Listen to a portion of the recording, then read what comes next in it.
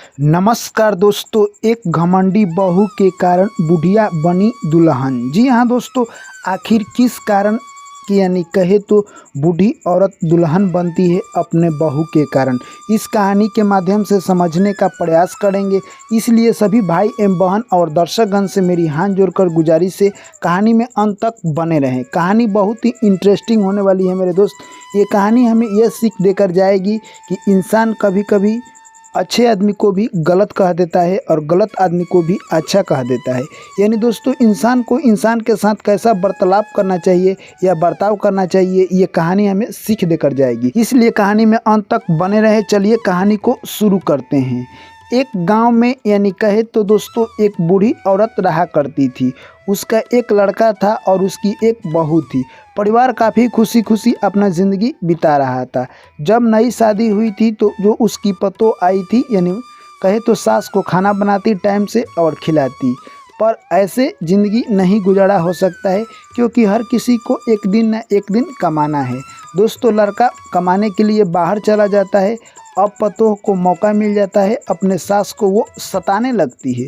कहने का साफ मतलब है दोस्तों, वो सास को शाम को जब खाना देती तो सुबह नहीं देती, और सुबह जब खाना देती तो शाम को नहीं देती।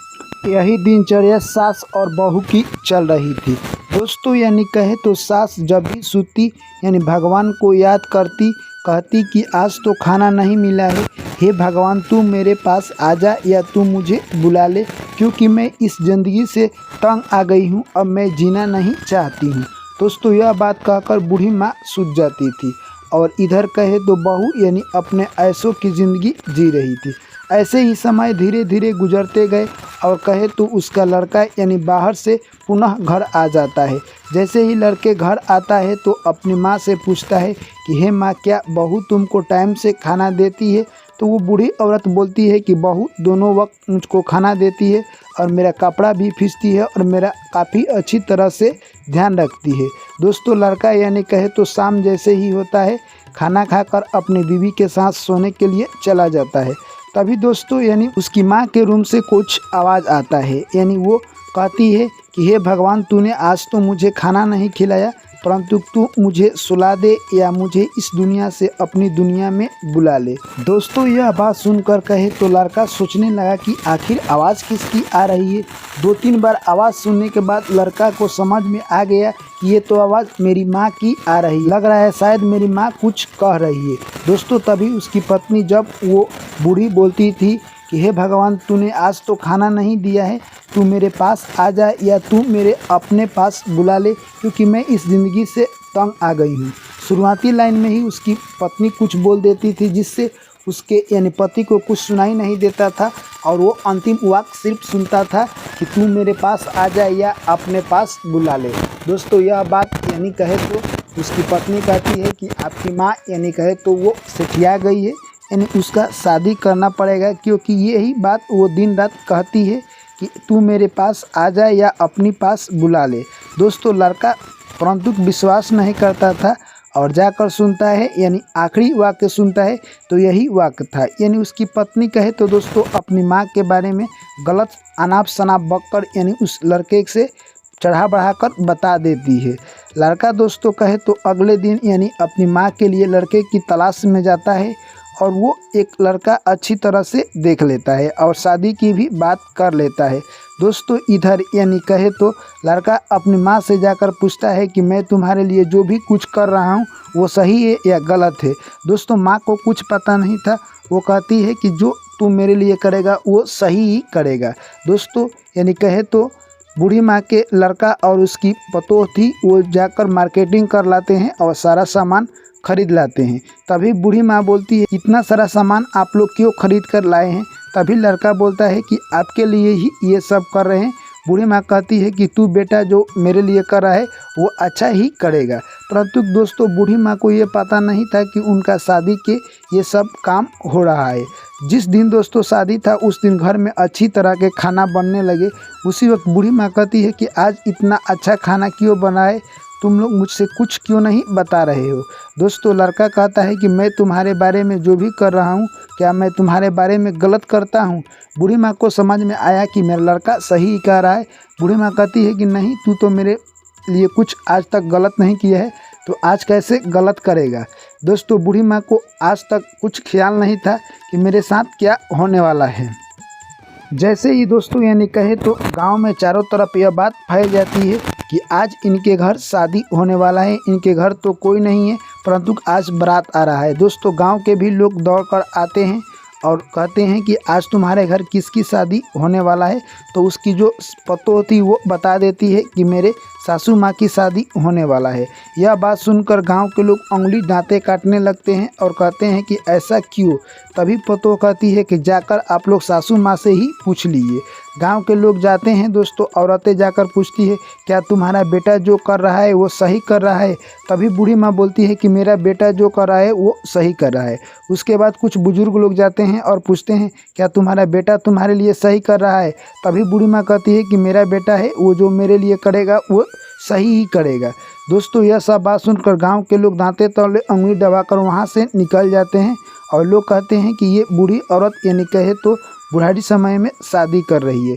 दोस्तों यह सब बात सुनकर गांव में हाहाकार मच जाता है और जैसे ही शादी का समय होता है बहू कपड़े लेकर आती है और बूढ़ी औरत को कहती है कि तू यह कपड़ा पहनकर तैयार हो जा, क्योंकि अगर तू तैयार नहीं होती है तो तेरा बेटा उधर सुसाइड कर लेगा, इसलिए तेरे बेटे को यही मंजूर है कि तू दूसरी शादी कर ले।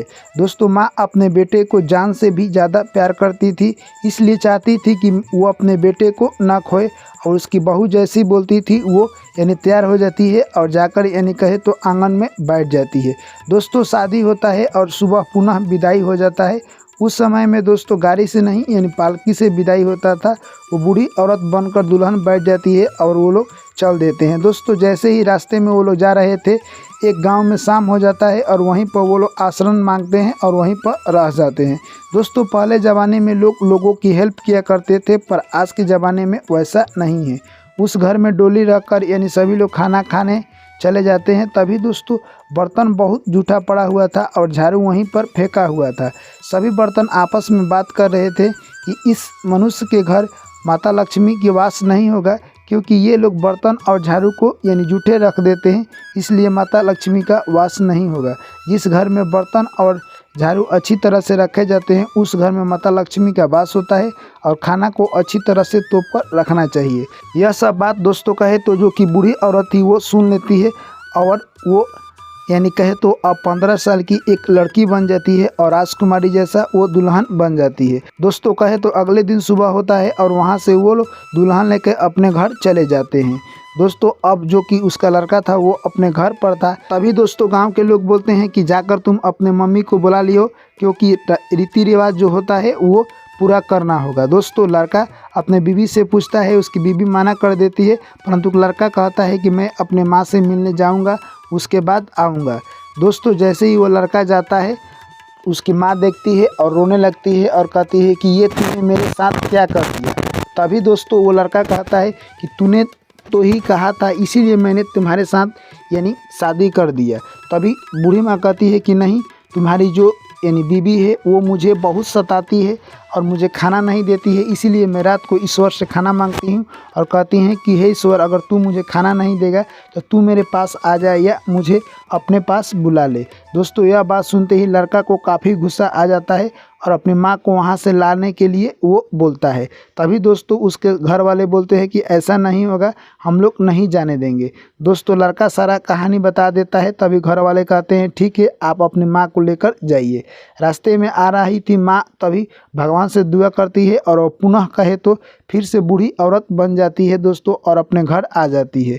जैसे ही घर आता है लड़का अपने पत्नी को जाता है और 2-4 चमेटा मारता है और कहता है कि तूने माँ के साथ ऐसा गलत काम किया है, तुझे नर्क में भी जगह नहीं मिलेगा।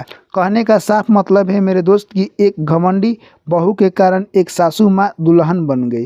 तो दोस्तों ये कहानी हमें यही सिखाता है कि कभी भी इंसान को अपने ऊपर घमंड नहीं रखना चाहिए, क्योंकि घमंड इंसान के अंदर अगर हो जाता है तो उसका विनाश जरूर होता है। जिस तरह से यानी कहे तो उस पतोह के अंदर घमंड हो गया था, उसका विनाश हुआ और अंत में उसे पता चला कि घमंड का कारण क्या होता है। तो दोस्तों ये कहानी आप लोगों को कैसी लगी कमेंट करके हमें ज़रूर बताएं। वीडियो अच्छी लगी है तो वीडियो को लाइक कीजिए, दोस्तों के साथ शेयर कीजिए, चैनल को सब्सक्राइब कीजिए। पुनः आप लोग से मुलाकात होगी एक नई कहानी में। आप लोग तब तक मुझे दीजिए विदा, फिर आप लोग से मिलते हैं अगली कहानी में। Thank you, take care, bye bye, जय श्री कृष्ण, राधे राधे।